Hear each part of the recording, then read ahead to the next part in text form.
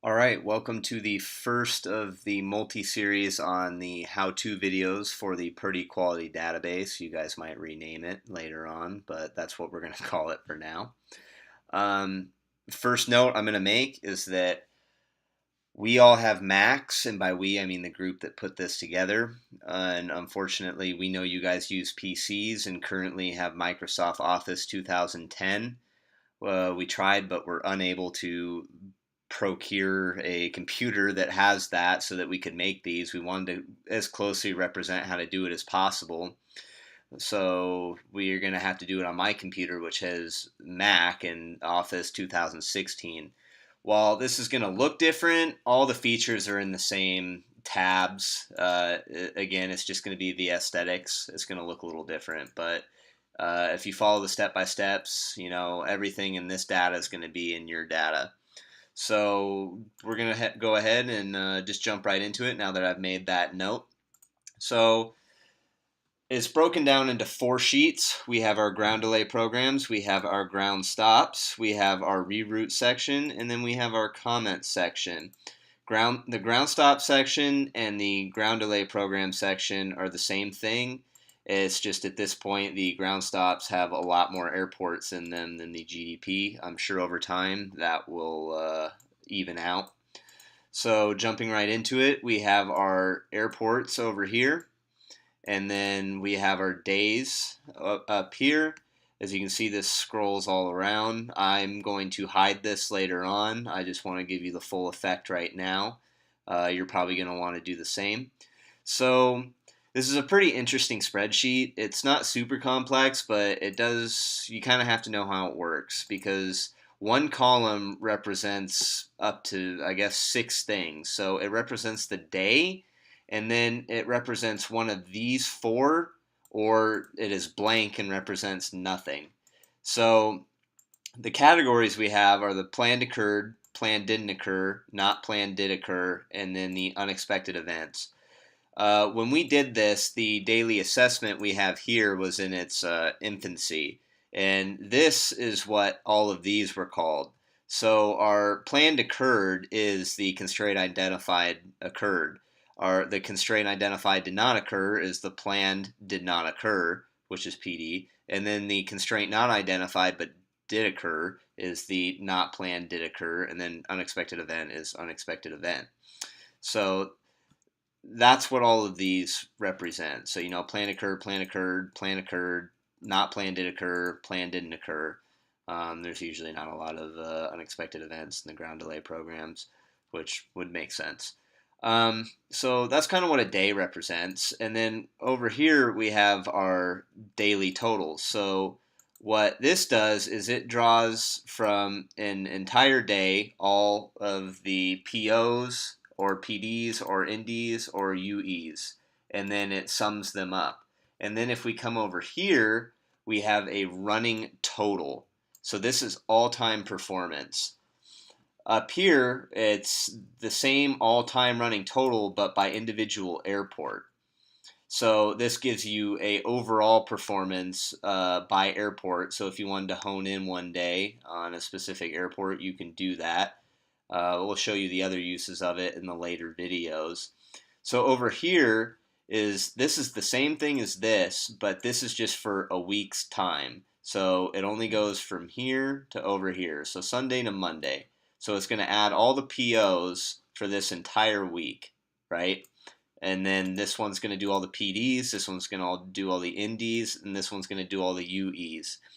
Down here, we have the same thing as up here, but it's just a weekly by airport. So for instance, this is only going to pull Atlanta for this day, or this time frame, apologies. And then it's going to be just all the airports. So that's pretty much all there is to this. And I'll briefly kind of show you what makes all of this possible. So what makes all of this possible is this count if formula. So what it's saying is count it if, and then the range. So it's going to look at this entire block of cells, and then count it if it says PD, so plan didn't occur. The asterisk is just fuzzy logic. So I could, if I were to type PDN in here, it's going to count it. See, it just changed to 2. I'll go ahead and undo that. Now you see it changes back to 1. You may occasionally have to delete the fuzzy logic because it might count one of the airports because the range is all the way up to here. You don't have to put the fuzzy logic in it. I just like to. It's just a personal habit of mine from all my Boolean logic string days. So yeah, I'll kind of go more in depth on how this formula works and how to use it in the later video of how to update this database from the daily assessment. So we'll just kind of go right along here. Ground stop, same thing. It's just there's more airports and it looks a little more daunting, but it's not scary. The reroute section is very simplified. Instead of having one column represent 6 different things, we have the categories over here on the side. So you're just going to sum them up yourself and input the number. So same thing as the other one. This is just going to be a weekly total. So it's going to count. This one's counting all the POs for this time frame, and then all the PDs, all the NDs, all the UEs, and then boom, you get your overall performance. So you had a 49% PO rate. So, I mean, that's pretty good. Our PDs were pretty down, our NDs were pretty down, and then no unexpected events. And then this is what this gives you. So again, I'll show you how to do this in a later video. And then this is just your overall performance. So it's drawing from all this all time and summing the POs. So here's our overall performance, which is 43% POs. So that's pretty much that. This is our comment section. So it's broken into GDPs, GSSs, and then airspace flow programs.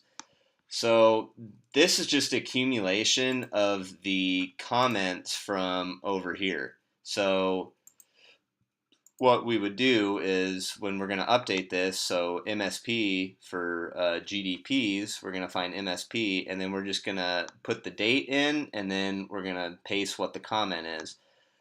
I like this because it gives you insight into what frequently occurs or why things continue to happen. It's kind of like data trending. So, I mean, just looking at LGA or LaGuardia for ground stops, you can see for the majority of the time it wasn't needed or it was changed into a GDP. So, one day if you have some time, you can kind of sit down and you can think, why is that? This allows you to really get down to the nitty gritty and determine why something keeps happening, or at least give you a start. And maybe it'll allow you to look out for it and say, hey, I know LaGuardia, typically we don't end up using it. The next time that happens, I'm going to pay attention why. So that's pretty much that. So what all of this allows you to do is make a weekly recap. So that is what this is. So again, we have our legend. This kind of goes into it with PO, but this is what you guys call it now. So then we have our ground delay program section. We have our ground stop performance section. And then we have our reroute section. So all of this allows you to do basically all these graphs for charting and trending. So you have your all-time performance, you have last week's performance versus last week's performance versus the week's before's performance. So that would be like this compared to this. That's what these two things give you, or this. And then over here, this gives you the all-time performance here. And then we break it down into specific airports. So we have our all-time, which is up here, right? And then we have our weeklies, which would be this and this. So that's basically what that gives you. And then same thing for this, it's just taking this and throwing it into a pie chart and trending the percentages. Currently, we don't have anything for the comment section in here. Maybe that's something you guys would want to implement. If not, all up to you. But yeah. So that's going to be basically it for the first video. It's just a brief how-to. We're going to dive into more of the deeper aspects and how this thing runs and how to use it properly. And yeah, so the next video is going to be kind of a general how-to guide. So how we manipulate all this data, the certain tricks that you have to do to get it. It doesn't like you when you do certain things, and you have to do them a certain way. So that's what I'm going to go over. So I will see you in the next video.